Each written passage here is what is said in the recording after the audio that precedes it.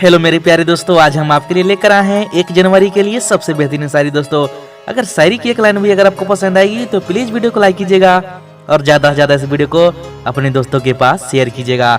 तो चलिए दोस्तों शायरी को हम स्टार्ट करते हैं।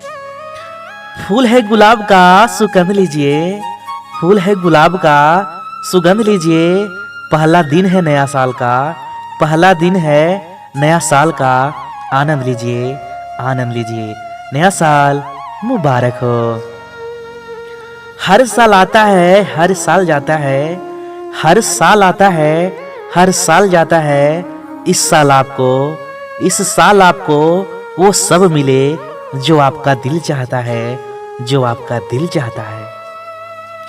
चांद को चांदनी मुबारक, आसमां को सितारे मुबारक, चांद को चांदनी मुबारक, आसमां को सितारे मुबारक, और हमारी तरफ से आपको नया साल मुबारक, नया साल मुबारक। हैप्पी न्यू ईयर 2021, नया साल मुबारक हो। मेरे प्यारे दोस्तों वीडियो अच्छी लगी हो तो प्लीज वीडियो को लाइक कीजिएगा और ज्यादा से ज्यादा इस वीडियो को अपने दोस्तों के पास शेयर कीजिए। धन्यवाद दोस्तों।